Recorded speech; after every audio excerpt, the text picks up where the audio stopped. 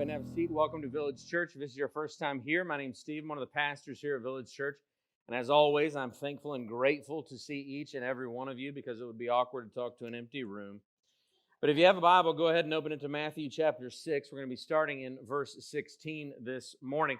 And we're going to be talking about the issue of fasting from the viewpoint of Jesus this morning. And so as we do that, we're entering into a section of the Sermon on the Mount where he's necessarily going to talk about and challenge our concept of what our hunger for the things of this world teaches us. And so in a couple of different ways, he's going to talk about your relationship with just the issues and things of earth, speaking very much so about material things. And so this week he's going to talk about kind of fasting from things of this world. Next week, he's going to talk about where are we actually finding our treasure. And then the 2 weeks after that, we're going to be dealing with the issue of having anxiety over the things of this world and what that actually teaches us about our relationship with Jesus. But when we talk about fasting, we talk about something that is completely unnatural. If prayer is unnatural for people, fasting is basically pushing the throttle all the way to the floor. Because in fasting, you're doing something that is against what you've been trained to do your entire life. You've been trained quite literally from birth to eat multiple times a day. And so that forms a rhythm in your life. And fasting is this activity in which we relent from a natural rhythm in our lives that we have built, a habit that we have formed, in order to form a different habit, in order to feed a different type of hunger. And so for the past few weeks, we've been dealing with the issue of prayer, and fasting comes in between the issue of prayer and the issue of our relationship with the things of this world. And I think for a very important reason, because for the most part, most of us spend our lives investing in the things of this world. And so prayer is difficult.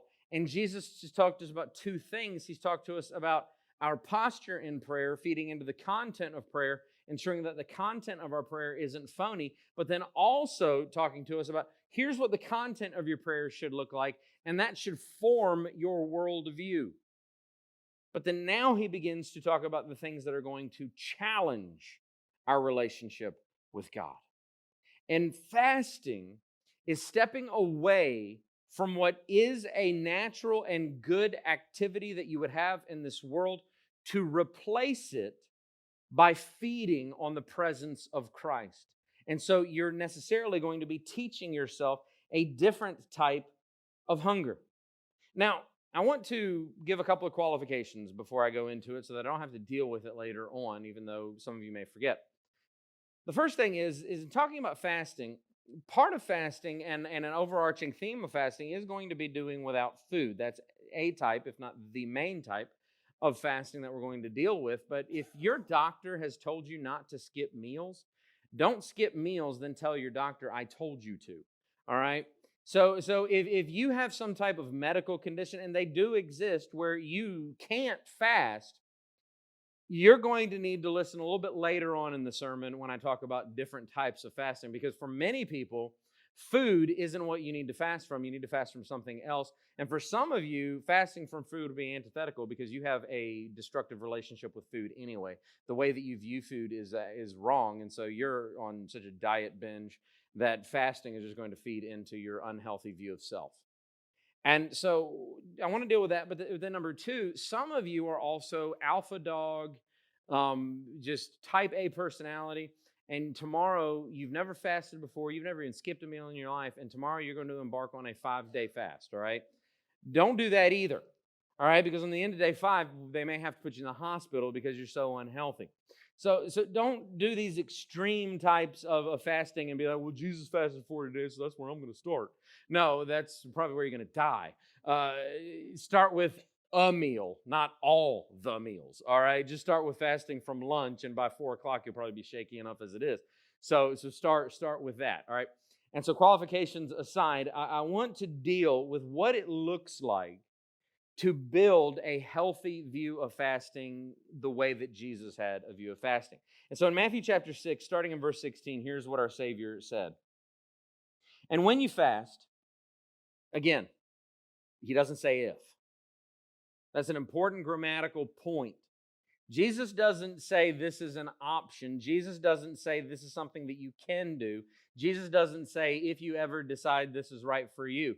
No, Jesus assumes, just like with generosity and just like with prayer, that this is something that those who are following him are going to partake in one way or the other.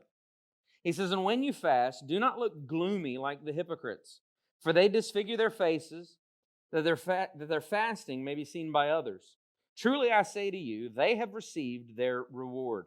But when you fast, anoint your head and wash your face, that your fasting may not be seen by others, but by your Father who is in secret. And your Father who sees in secret will reward you. So Jesus gives us a concept of what fasting should be like when we partake in it, not if, and how we should apply these principles of the secret places that you enter into, these environments where it's just you and God and no one else. No one knows about it. No one needs to know about it because you have a trust in your life that there are ways that the Father rewards you because your faith is not in the applause of man. Your faith is in the presence of God. And there will be rewards in that. And so there are practices as a Christian that you need to enter into that you never tell another living soul about because your Father has promised to reward you. And that requires a lot of faith. Because we kind of have built lives in which recognition from other people is how we know we're doing the right thing.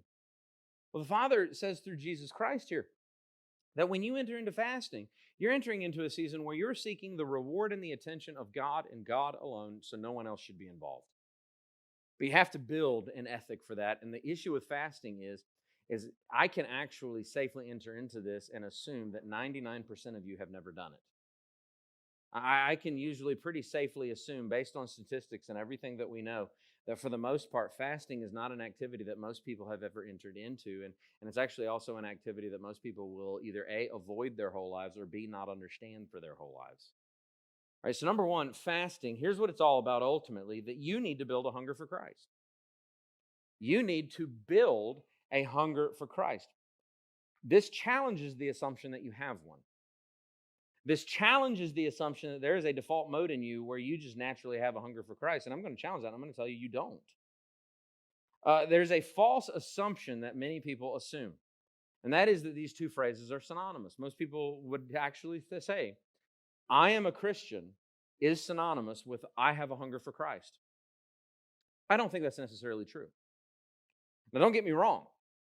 It should be true and probably must be true, but just because you have professed faith in Jesus Christ, just because you have labeled yourself a Christian, just because you say you're going to take on an identity as a follower of Christ, doesn't mean that you have a hunger for Christ.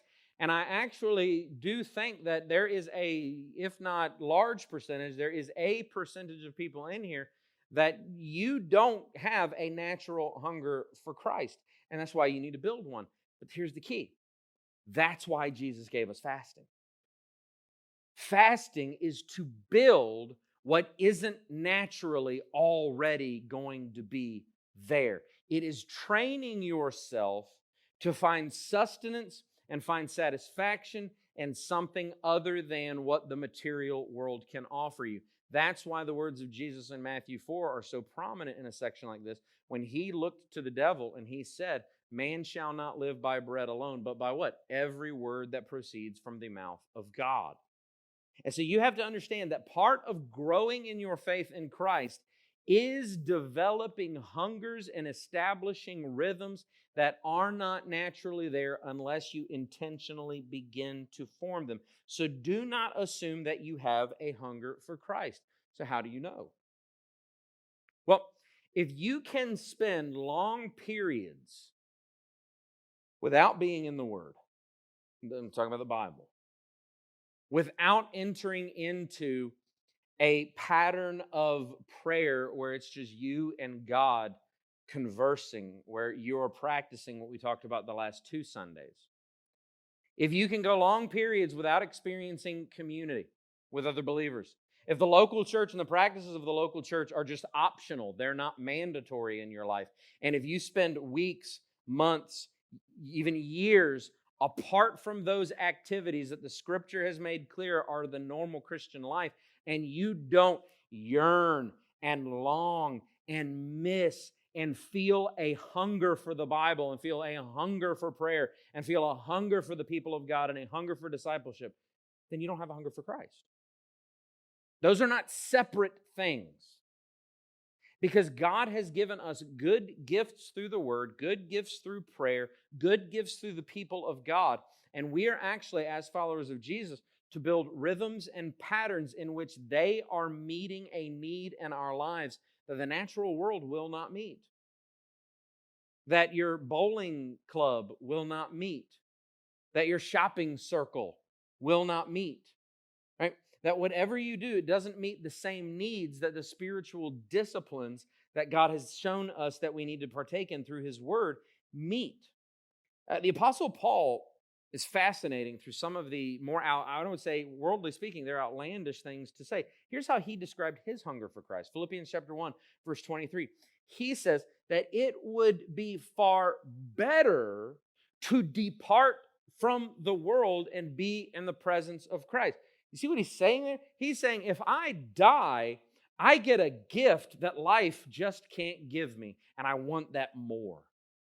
In 2 Corinthians chapter 5, he describes it this way. He says that there is a physical reality that I will experience with Christ after my death that I am not experiencing in this world. And so that's how we know he's not just talking about some metaphysical, spiritual, nirvanic feeling while still on this earth, because he says, I will be away from the body. He's saying, physically, I'll be dead. And what a gift.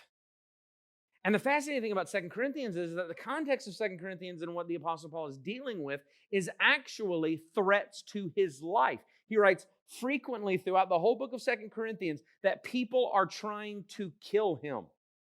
And here he says, well, if they succeed, I'm not going to be that upset about it.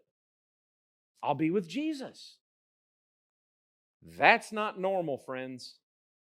See, the greatest fear that most people ultimately have is a fear of death. There's nothing worse than dying. The Apostle Paul, through his life, had developed such a hunger for Christ that the world did not have that type of hold on him. And so he was hungry for the presence of Christ. And here's what you need to understand. The goal of the Christian life is to develop that hunger, where you are hungrier for the presence of Christ than you are anything this world has to offer you, even oxygen, because you long for the presence of Jesus Christ. And so the Apostle Paul is at that reward, and fasting is the strategy that God gives us to reach that place. Fasting rewires the affections towards a desire and feasting on Christ. You can fast for all types of things. Spiritual breakthrough. You can fast for spiritual need. You can fast for physical need. You can fast for all types of things. But the root of fasting is the feasting on Christ. It is to develop that hunger for Christ. Just a few weeks ago, I could just feel in my spirit that I needed to fast. And so I thought I had a physical need and that God wanted me to fast for a physical need that I had at that point. And when I got into the fast, it was woefully apparent to me that I was not fasting for a physical need. God drew me into that season because I needed something spiritually from Him. That I needed a rootedness that was not happening in my life, in the Holy Spirit in my life. See, fasting is all about rewiring your affections towards Christ. But fasting reveals what is controlling you. Do you ever notice that if you skip a meal, that your stomach growls, and sometimes it growls in really inopportune times? See, about 1 o'clock, I'm going to experience some stomach growling because I've preached 3 services. My day started really early this morning. I haven't really eaten much since last night. And so about 1 o'clock, my stomach's going to tell my brain, hey, what's your problem? We're hungry. You've been expelling a lot of energy. You haven't been taking anything in. Well, the key with fasting is that natural tendency that our body has to tell us that we have not fed on food in quite a while. Fasting develops a rhythm in which you develop hunger pains for God, in which I'm just hungry for it. I got to enter into that because I've got to feast on all that Christ is for me. But fasting also brings attention, and that's what Jesus is talking about specifically in this passage. There is unchristian fasting. Every religion that I know of, and I'm sure there are some that I do not know of, but every religion that I know of has some version of fasting. It has some version of self-denial, specifically from food. And so every religion that practices fasting, other than Christianity, practices it for unchristian reasons. There's even fasting for a secular nation. The better things that we understand is there's a fasting for political strategy, for political gain. Gandhi practiced that. Prisoners practice it when they go on a hunger strike. That is an unchristian form of fasting, so it will not teach you to build a hunger for God. There is, nowadays, this is really popular, fasting as a health regimen. Right?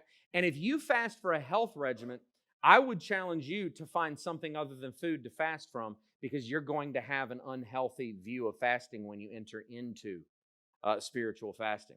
And as any of your friends, as an adult, you experience peer pressure where diets are concerned. And everybody has a new diet. And of course, intermittent fasting is the big deal right now because Navy SEALs do it or something. I don't know. And so what they'll say is, if you just find this 2-hour window in your day, and you just, in that 2 hours, eat whatever you want, and the other 22, don't eat, and you'll lose 72 pounds in 2 weeks. Right? And here's the deal. If you do intermittent fasting, good for you. Stop telling me about it. I'm never going to do it because I think it's stupid. All right? And can you just be as offended about what I just said as I am about you fat shaming me? Okay, we'll just have that relationship going on. We're just equally offended at each other's presence. The key with me in intermittent fasting isn't that I don't think I can do it. I don't want to do it. I mean, just I like 3 squares a day or 4 or 6. I like the people that tell me just eat every 2 hours. You don't. The problem is what I'll eat every 2 hours. But during the 2-hour window of fasting, I would literally schedule my day to be at Golden Corral those 2 hours. And the damage I would do. See, you tell me you can eat whatever you want. I will eat whatever is in front of me. And so I'll make sure I'm at Golden Corral, and the damage I do in those 2 hours would totally undo the other 22 of not eating. But intermittent fasting is not Christian fasting. There's fasting as a display of willpower, and this is why mostly alpha male personalities are into intermittent fasting, because they have something to prove that their daddy didn't applaud them for. And so they practice this fasting as a display of their willpower. But when you practice fasting as a display of willpower, here's the problem. You then begin to practice fasting as a display of your superiority. And do you see how destructive these patterns can be? And so because of our restlessness, because of our sinfulness, we can take something that Jesus prescribed like fasting, and we can actually accomplish the opposite of what Jesus wants us to accomplish. That's the tendency that we have. And so even with things like fasting, we have to be very comfortable, because you can use fasting as a way to be more impressed with yourself than you are with Jesus. And that can be very dangerous. See, even with religious forms of fasting, Jesus warns us through the Apostle Paul in Colossians 2 about things like fasting. Here's what he says, starting in verse 20. He says, if with Christ you died to the elemental spirits of the world, why, as if you were still alive in the world, do you submit to regulations like don't handle, don't taste, don't touch, referring to things that all perish as they are used, according to human precepts and teachings? These have indeed an appearance of wisdom in promoting self-made religion and asceticism and severity to the body, but they are of no value in stopping the indulgence of the flesh. See, if you enter into it for the wrong reasons, you can accomplish the opposite of what you need to accomplish. So that's why legalism is very easy on things like this, because there will be people, and I've known them, that will basically have authority over you, and they'll say, well, if you want to be as spiritual as I am, you won't eat this, that, or the other thing. If you want to be as spiritual as I am, you'll fast every Thursday. And see, when it becomes like that, then it ceases to be about the enjoyment of the grace that God has afforded us through His Son Jesus, and it begins to be about earning our keep and proving our value. That is not healthy, and that's why the apostle is warning us. Fasting can very quickly become about asceticism. And asceticism is just the denial of pleasure. It's like, I'm going to be so spiritual that I'm not going to enjoy anything. Have you ever met anybody like that? All right? That's not Christian. Right? That's not what a follower of Jesus Christ engages in. And so this self-denial can go to a place where God does not want it to go to, into our lives. When we reduce faith in Jesus to little regulations about food and try to prove how spiritual we are through those, it destroys our faith in Jesus Christ and builds faith in self. But what do you need fasting for? Number 2 this morning, there is something you need that this world cannot offer.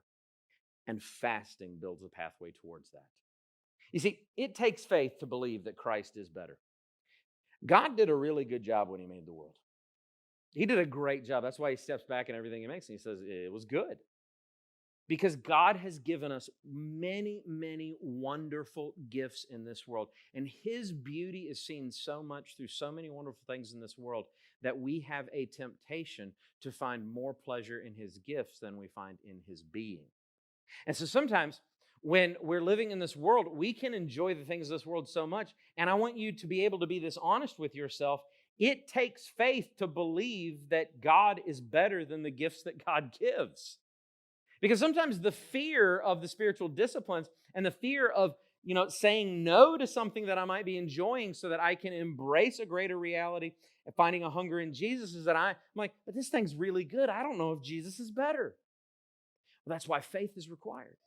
You need to trust that God is telling you the truth in His Word when He says that He is better. Because fasting gives you this ethic that rather than finding what we would call fullness in the things of the world, we are filled by the presence and hope of all that God is for us in Christ. Have you ever you've enjoyed food to the extent where you've almost eaten yourself sick? You too? Now, I've been there many, many times. And you eat and you're just full and you're like, oh my goodness, I just wish I could eat more. You've never been there? Yes, you have, liar, all right? Where you're like eyeballing the dish, whether it be like a dish of enchiladas in my house or because my wife, oh man, it's my favorite meal my wife makes me, or whether it be, blackberry cobbler or that pecan pie, you just think in your mind, can I take it all down? And then you realize your limits eventually, and you're like, the answer is no, I cannot. Well, fasting is a way in which you seek that fullness, but not in food, but in Jesus. Where it's like you want to experience what would it be like if I had a fullness of Christ in my life. In Leviticus chapter 23, we see the origins of Christian fasting in the practices of Israel. See, in Leviticus 23, the Jews on the Day of Atonement would practice physical fasting from food. And the reason that they did this, and in the Hebrew, the word literally translates afflict yourself, or they would afflict themselves. And what that literally meant was that they were doing without food. And the hunger pains is a self-affliction.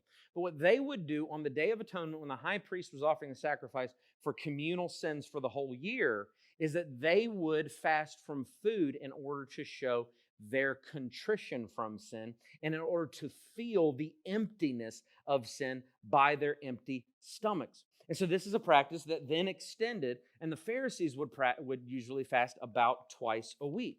But when Jesus came, He led His disciples to totally break tradition, and so everybody was questioning Him. And that's why Matthew 9's teaching on fasting is extremely helpful to understand what Christian fasting is. See, the disciples of John, this John the Baptist he's talking about, came to Jesus and said, why do we and the Pharisees fast, but your disciples don't fast? See, the disciples were obviously eating all the time, never fasting, and it confused people. And Jesus said to them, can the wedding guests mourn as long as the bridegroom is with them? You see, the days will come when the bridegroom is taken away from them, and then they will fast. You see, what Jesus is doing there is He's saying, You don't go to a wedding. And I'm not talking about a wedding where they have dry chicken, all right? I'm talking about a wedding where they actually gave you the good stuff. See, I miss the weddings I went to growing up. See, I went to an old school church, and it would just be ham biscuits in the fellowship hall. And so I developed a yearning for ham biscuits. And if I go to something and they got that little, and I love the way they would build the pyramid out of the ham biscuits, all right? And they'd be on those U-Crops White House rolls, and there'll be that Virginia sugar-cured ham in between it. And I would say, this is a wedding feast, all right? Jesus is saying, you don't go to a wedding feast and mourn.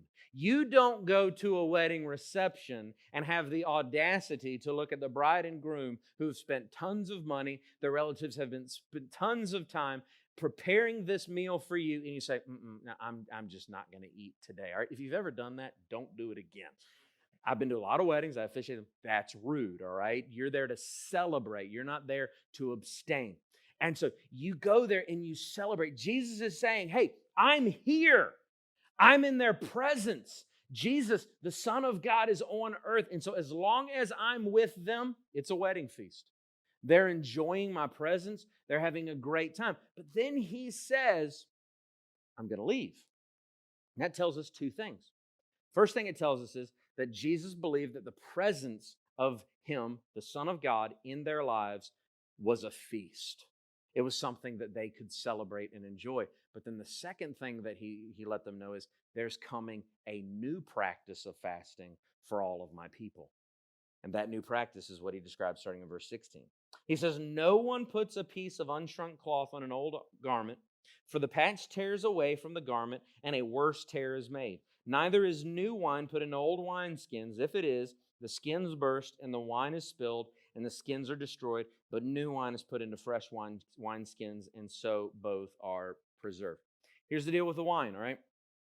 What they would do is they didn't have the glasses that we have now, not in abundance like we do.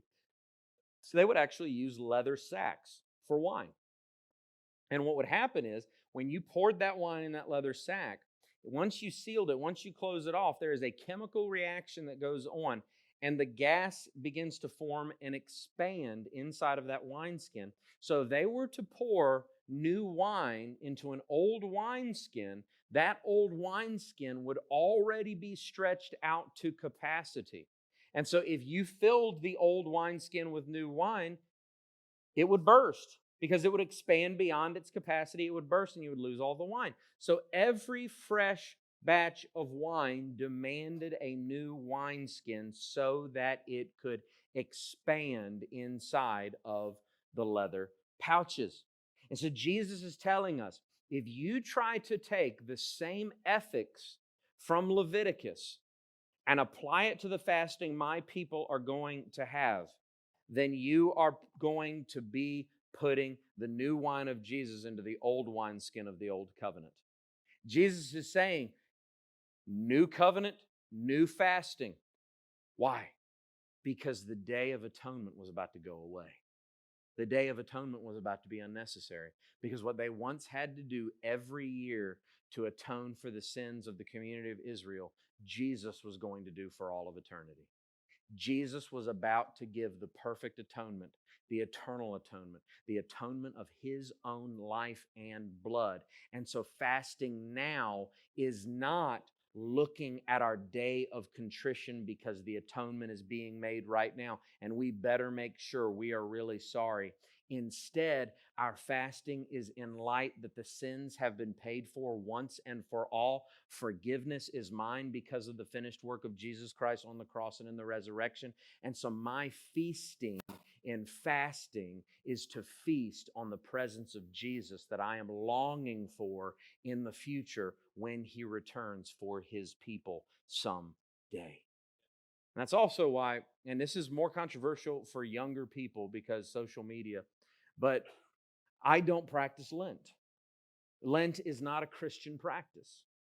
Lent is old covenant, right? That's why Catholics do it. They don't have the new covenant. They're still trying to work off their sin. See, the practice of Lent comes from a season of debauchery, and they abstain from something so that they can atone through contrition for the debauchery that they experienced in the previous season. As a Christian, I don't believe in that. I don't believe in the practice of Lent because my sin has been atoned for once and for all. And so I'm not looking to go into debauchery. I'm looking to go into a feast, and a feast on the presence of Jesus Christ. And so Lent, I've literally told people, and it's half joking, but it's true, I will fast any season but Lent. Because it's just, I'm a Protestant. I believe that my sin has been paid for once and for all. But see, the issue that we run into most of the time as Christians is because we are used to the ethic that you abstain from wickedness so that you can pursue holiness. And so we can get it twisted sometimes.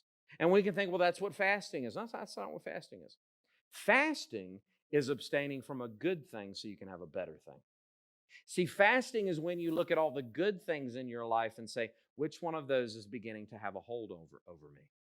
And so fasting is looking at a good thing so that it doesn't become a God thing. Because a good thing can become a God thing, then it becomes a sinful thing. See, good things aren't sinful until they're sinful. And what that means is there's a lot of good practices that you have in your life. There's a lot of good commitments that you start with, and then those good commitments become commitments that are more important to you than your commitment to Jesus, and your commitment to the spiritual disciplines, and your commitment to the people of God. And when that begins to happen, that is when you know you need to enter into a season of fasting from that specific thing. As John Piper puts it, he says, fasting at its root is the hunger of a homesickness for God. See, I think for some young people, the thing that fasting is supposed to build in your life is what social media has habitually caused in your life.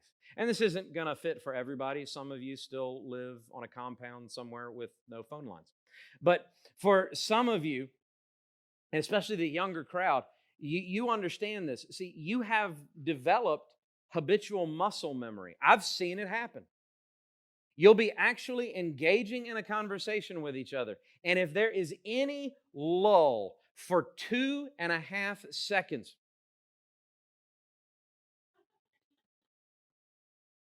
and sometimes you don't even know you're doing it. You'll just be in the middle of something, and you'll actually be engaging in something, that muscle memory will take over. And it's not a bad thing. It's just a habitual thing that you form, because I don't even think many of you know what's going on. And you're all of a sudden, blah, blah, blah, and then out of the blue.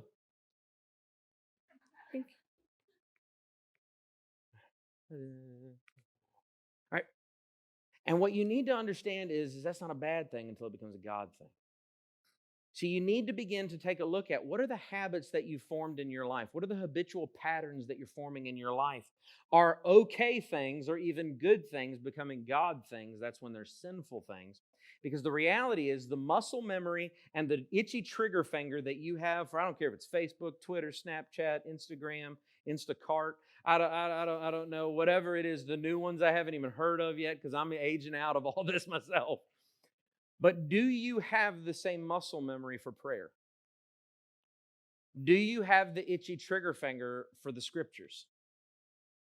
Are you developing rhythms where gathering with the people of God are concerned the same way that you're gathering over social media is concerned?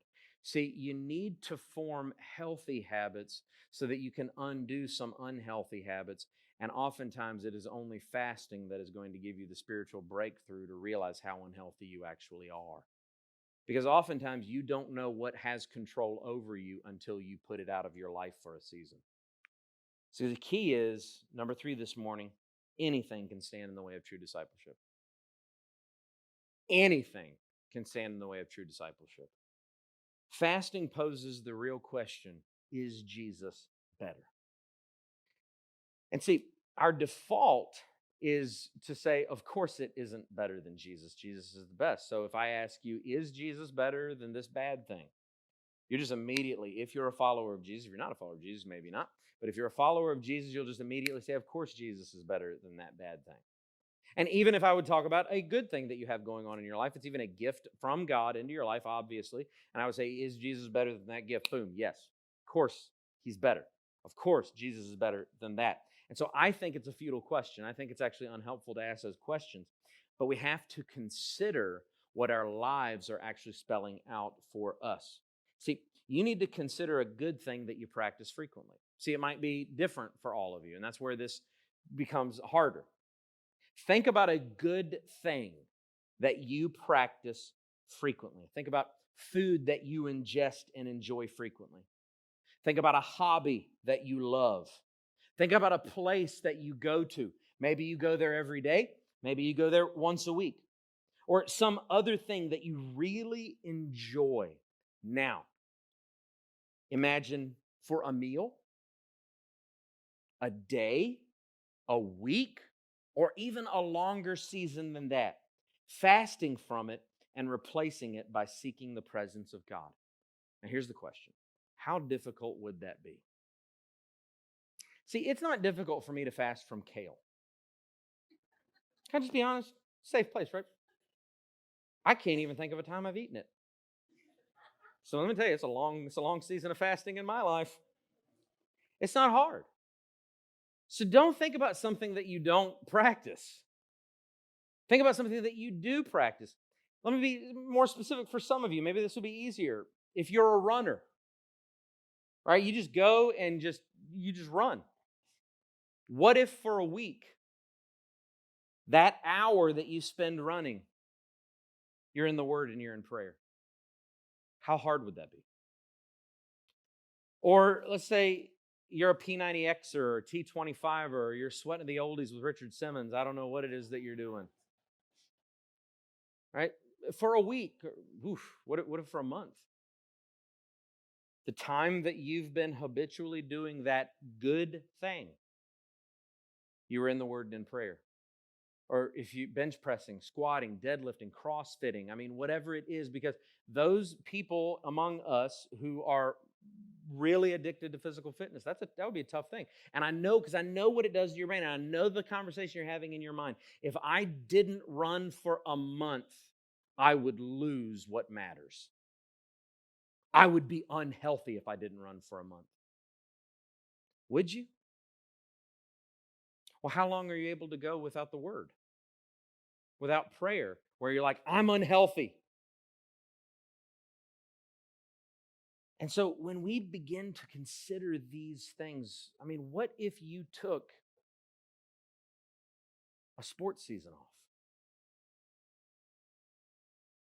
What if habitually you are taking 15 minutes and stopping at a coffee shop every day and not accomplishing anything, and instead of drinking coffee, you spent that 15 minutes in prayer?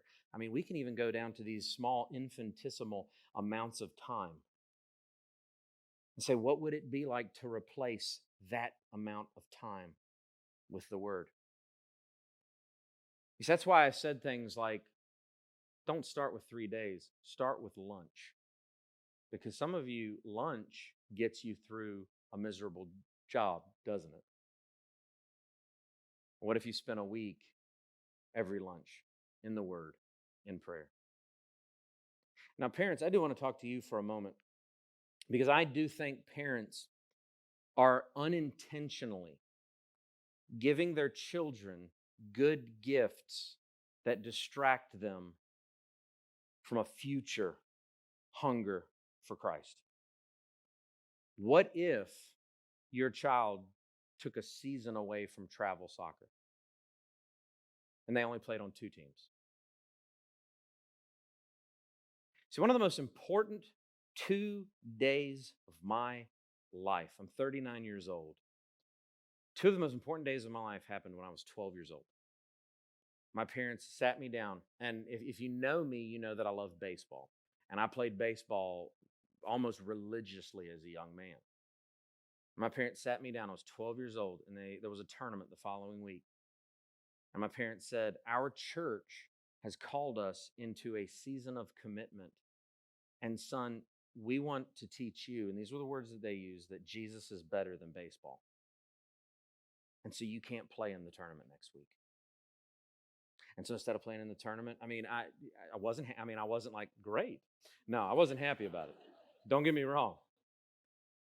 But I went, did our church commitments, didn't go to the tournament. Team lost because I wasn't there. That's how valuable it was.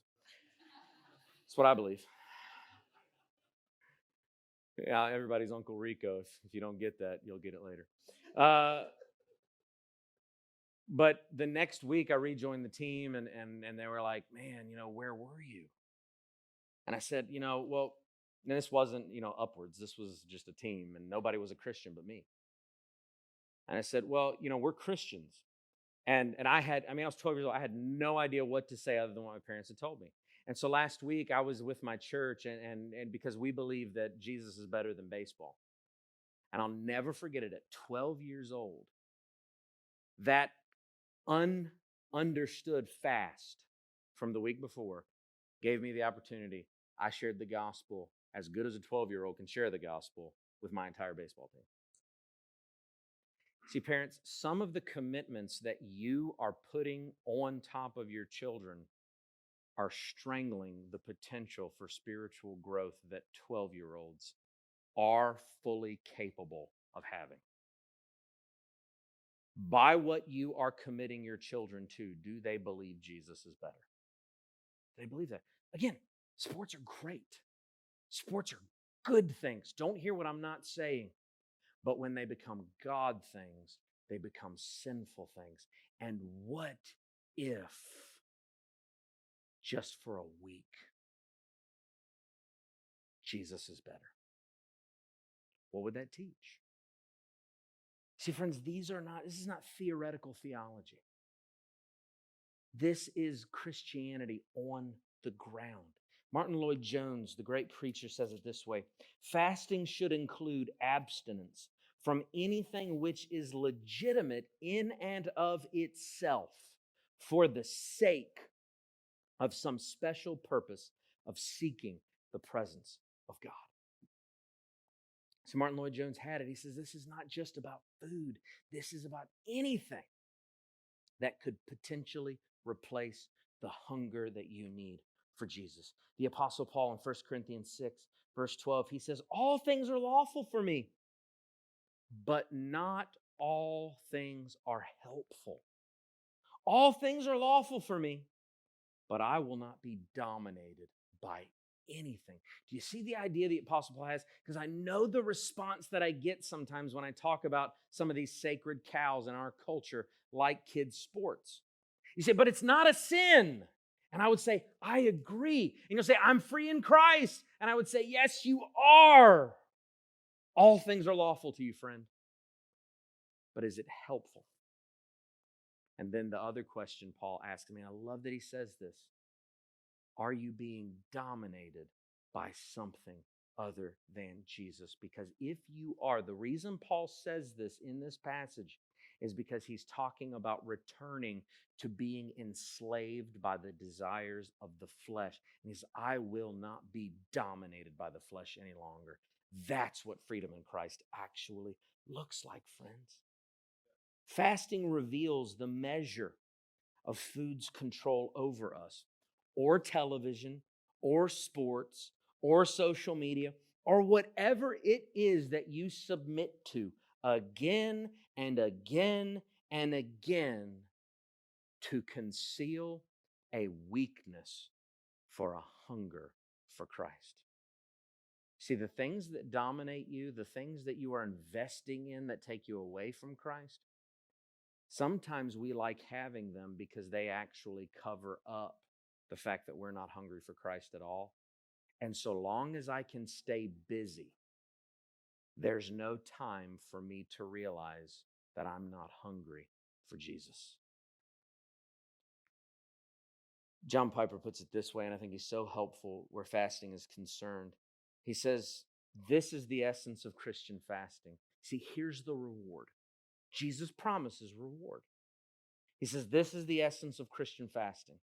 We ache and yearn and fast to know more and more of all that God is for us in Jesus, but only because He has already laid hold of us. See, we don't fast to gain God's favor. We fast to enjoy God's favor. Because when you build these rhythms, you develop a hunger and you know what real satisfaction is, and it's something that this world can't offer. It's only through faith in Jesus, because Jesus is better. Do you believe that? Every week, we reflect on what's called the Lord's Supper. And if you're new here, I'd love to explain that to you just for a moment, if you'd let me. But in the back and in the front, there are tables with bread on the plates and juice in the cups. And when we come forward or go to the back, we eat and drink. And this is why this analogy works so well. It's why Jesus gave it to us, because especially on a day when we talk about fasting, it's fitting. Because what it represents is that we go to the table empty. We have nothing to offer. But then when we eat and when we drink, it represents the promise that Jesus made to us, that He'd fill us, that He would be our all in all. He will be our fullness. And that's also why, if you're a Christian, these tables are open. But if you can't say in honesty, I'm a follower of Jesus Christ, I'm actually going to ask you not to partake of this meal. Not because there's anything better about me, not because there's anything better about anybody in this room than you, because I want you to feel the freedom here to be honest. But I am going to tell you to do something else. I'm going to ask you to just take a step of faith and walk out into the foyer where you first came into the building. There will be somebody there that can pray with you. There will be somebody there that could answer any questions about Christianity that you might have. And if you want, they will even tell you this is how you become a Christian, because today can be the day where Jesus saves you forever. But if you are a follower of Jesus Christ, in just a moment, come, eat and drink, proclaim your fullness in Christ. And then when you leave here, go and build that hunger. When you're ready, come.